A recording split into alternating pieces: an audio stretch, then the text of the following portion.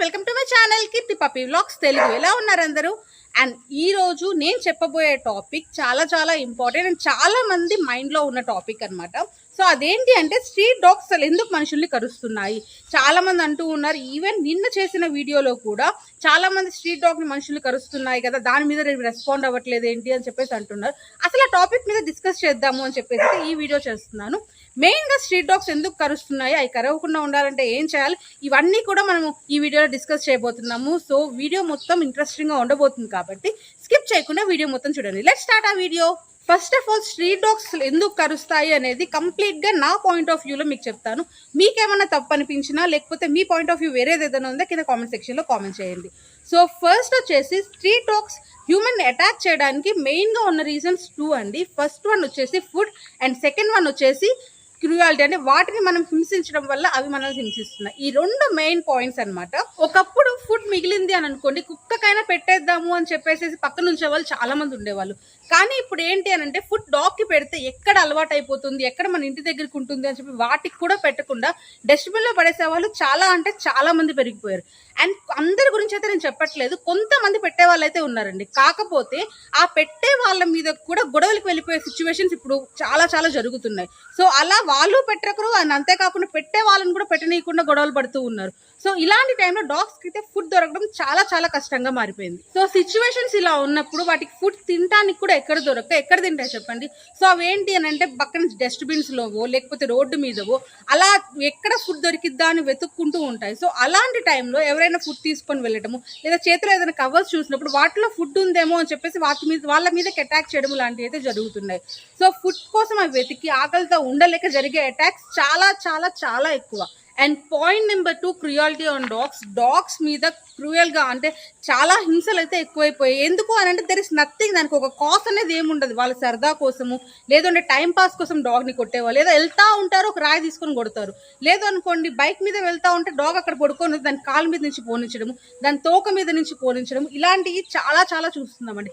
Even పొరపాటున ఒక rain పడుతున్నప్పుడు డాగ్ మనం ఇంటి ముందుకు వచ్చినా కానీ దాని మీద నీళ్లు కొట్టి పంపించేయటము, లేకపోతే దాన్ని తన్నేసి తరివేయటము, ఇలాంటివి అయితే చాలా చాలా చూస్తున్నాం. ఇలా జరిగినప్పుడు ఏంటి అంటే ఎక్కడ ఈవెన్ ఇప్పుడు ఇలా హింసించే వాళ్ళు కాకుండా నార్మల్ అమాయకులు అలా నడుచుకుంటూ వెళ్తున్నప్పుడు కూడా ఎక్కడ వాళ్ళని ఏం చేస్తారని భయంతో ఇదే వాళ్ళ మీద ఫస్ట్ అటాక్ అయితే చేస్తుంది అనమాట.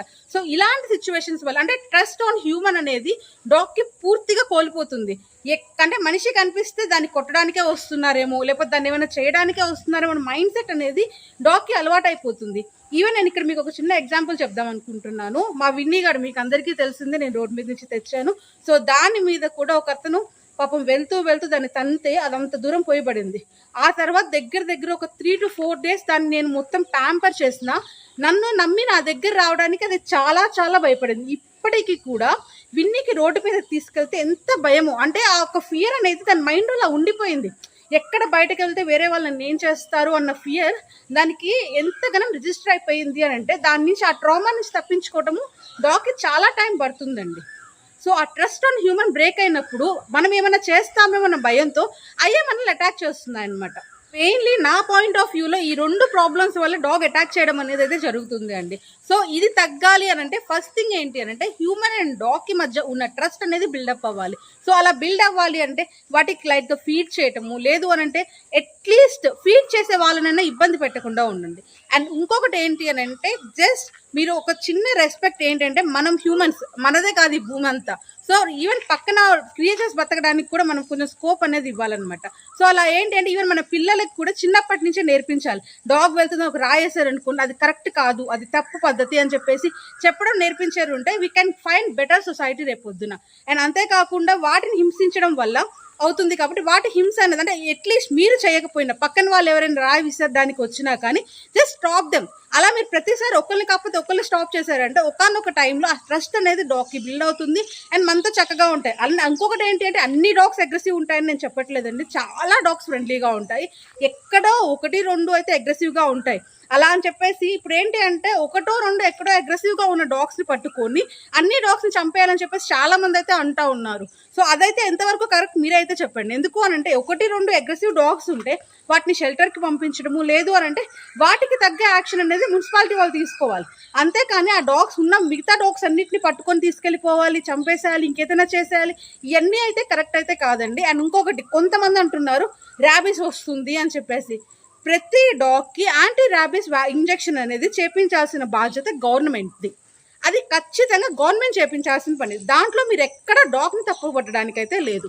ఎందుకు అంటే ప్రతి డాగ్కి ఇంజెక్షన్ అనేది చేపించి మళ్ళీ దాని సేమ్ ప్లేస్లో వదిలేయాల్సిన బాధ్యత గవర్నమెంట్ది. అండ్ అంతేకాకుండా డాగ్స్ పాపులేషన్ అనేది ఎక్కువ కాకుండా వాటికి ఏబీసీ ఆపరేషన్స్ అనేవి జరుగుతూ ఉంటాయి. ఒకవేళ కనుక స్ట్రీట్లో డాగ్స్ ఎక్కువగా ఉన్నాయంటే అలాంటి వాటికి ఏబీసీ ఆపరేషన్ అనేది చేయిస్తూ ఉండాలి. అలాంటివి చేయిస్తారు అంటే దాని పాపులేషన్ అనేది కంట్రోల్ అవుతుంది. అంతే తప్ప వాటిని చంపడం ఒకటే అయితే మార్గం కాదు. అండ్ గవర్నమెంట్ అఫీషియల్స్ అయితే ఈ విషయంలో చాలా చాలా నిర్లక్ష్యంగా అయితే ఉన్నారండి. ఇప్పుడు ఇట్లాంటి అగ్రెసివ్ డాగ్స్ ఏవైతే ఉన్నాయో వాటిని ఫైన్ చేసి షెల్టర్కి అయితే పంపించాలి. అండ్ అంతేకాకుండా డాగ్స్ పాపులేషన్ ఎక్కువైపోతున్న చోట ఖచ్చితంగా ఏబీసీ ఆపరేషన్స్ అనేవి చేస్తూ ఉండాలి. సో దాన్ని బట్టి పాపులేషన్ అనేది మనం కంట్రోల్ చేయొచ్చు. అండ్ ఎక్కువ డాగ్స్ లేకుండా అండ్ ఎక్కువ ఇలాంటి ఇన్సిడెంట్స్ జరగకుండా మనం కాపాడొచ్చు. అండ్ ఇంతేకాకుండా ప్రతి డాగ్కి ఖచ్చితంగా యాంటీ ర్యాబీస్ వ్యాక్సినేషన్ అనేది గవర్నమెంట్ అనేది వేపించాలండి. అది ఖచ్చితంగా ఉన్న రూల్. సో అది ప్రతి ఒక్క దగ్గర ఫాలో అయ్యారు అంటే కనుక ర్యాబీస్ని మనం ఎక్కడికక్కడ కంప్లీట్గా నిర్మూలించవచ్చు. అండ్ ఒక్కళ్ళు కూడా ర్యాబీస్తో ఇన్ఫెక్ట్ అయ్యి చనిపోయే వాళ్ళు అనేది ఉండరు. సో గవర్నమెంట్ అఫీషియల్స్ మీ జాబ్ మీరు పర్ఫెక్ట్గా చేశారు అని అంటే కనుక ఇలాంటి ప్రాబ్లమ్స్ మళ్ళీ ఎక్కువగా జరగవు. అండ్ అంతేకాకుండా డాగ్స్ని చంపేయాలనే మాట కూడా వాళ్ళ దగ్గర నుంచి రాదండి. అండ్ ఇంతేకాకుండా మీ బాధ్యతగా మీరు వాటికి కొంచెం ఫుడ్ పెట్టండి. అట్లీస్ట్ మీరు ఫుడ్ పెట్టకపోయినా ఫుడ్ పెట్టే వాళ్ళని ఇబ్బంది పెట్టొద్దు. అండ్ ఏ డాగ్ని కూడా మీరు హింసించొద్దు. ఇదొక్కటి నా తరఫు నుంచి, నా ఛానల్ తరఫు నుంచి అండ్ పెట్ లవర్స్ అందరి తరఫు నుంచి నా రిక్వెస్ట్. అండ్ హోప్ మీ ప్రశ్నలకి నా సమాధానం అయితే మీకు దొరికింది అనుకుంటే, ఒకవేళ కనుక మీ పాయింట్ ఆఫ్ వ్యూ ఇంకేదైనా ఉంటే కింద కామెంట్ సెక్షన్లో కామెంట్ చేయండి. ఒకవేళ ఈ వీడియో కరెక్ట్ అని అనిపిస్తే కనుక ఖచ్చితంగా లైక్ చేసి షేర్ చేయండి. ఇలాంటి మంచి మంచి వీడియోస్ కోసం ఛానల్ అయితే సబ్స్క్రైబ్ చేసుకోండి. సబ్స్క్రైబ్ చేసుకోవడం వల్ల ఇంకొంతమందికి రీచ్ అవుతుంది అండ్ ఇంకొంతమంది మంచి పెట్ లవర్స్గా మారే ఛాన్స్ అయితే ఉంటుంది. So thank you so much for watching. Thank you all and bye.